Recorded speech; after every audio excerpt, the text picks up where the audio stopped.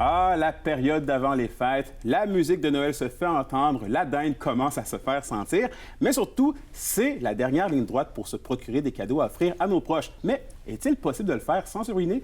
Pour répondre à la question, j'ai avec moi en studio Marie-Hélène Quirion de chez GFM Groupe Financier. Marie-Hélène, bonjour. Bonjour. Bon, Marie-Hélène, j'ai besoin de ton aide. Est-il possible de faire plaisir à nos proches sans se ruiner? Si oui, comment?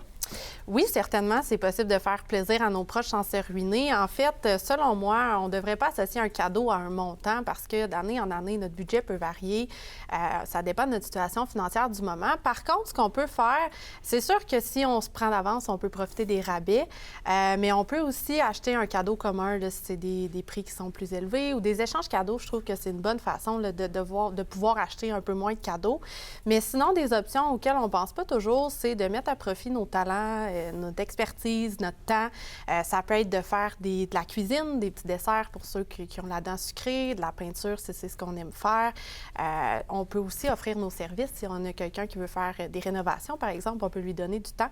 Donc, je crois qu'en étant créative là, et créatif, on peut quand même là, faire plaisir à nos proches. Oui, donc créative. Et on vient aussi un peu de le mentionner, on pense souvent aux traditionnels cadeaux physiques qu'on peut offrir à nos proches. Mais ce que les gens ne savent pas ou peu, c'est qu'il y a aussi manière d'améliorer aussi les finances personnelles, en fait, d'offrir ça à nos proches.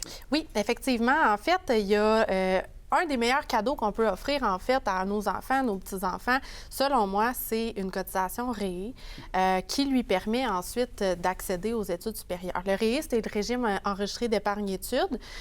C'est un régime, en fait, selon moi, c'est la meilleure façon, une des meilleures façons d'investir dans l'avenir de nos enfants, puis de lui permettre aussi de profiter des subventions du gouvernement, parce que c'est quand même un 30 de subvention et du rendement qu'on peut faire à l'intérieur du régime. Fait que c'est quand même des sommes à ne pas négliger. Il y a aussi l'assurance vie permanente, l'assurance maladie grave qu'on peut offrir là, à nos enfants, nos petits-enfants.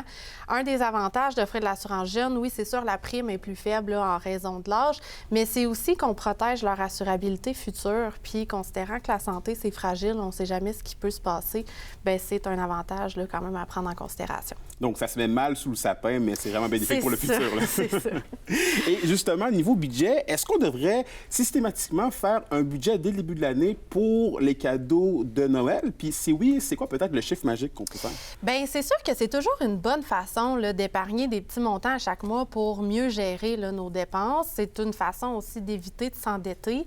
Il n'y a pas de chiffre magique selon moi, mais une des bonnes astuces qu'on peut faire, c'est de budgéter, de décider d'avance le budget qu'on veut mettre là, dans nos cadeaux. On peut s'inspirer de ce qu'on a dépensé là, dans le temps des fêtes, cette période-ci, puis ensuite là, de se faire une épargne systématique là, dans notre compte épargne, par exemple, mensuellement, là, pour être sûr d'avoir l'argent à ce moment-là puis de respecter les limites qu'on s'est mises. Bon, encore une fois, on note ça, tu me sauves littéralement la vie et peut-être aussi à plusieurs des téléspectateurs. Bref, je rappelle que tu es conseillère en sécurité financière, représentante en épargne collective et spécialiste en investissement. Merci beaucoup et bon temps des fêtes. Merci, toi aussi.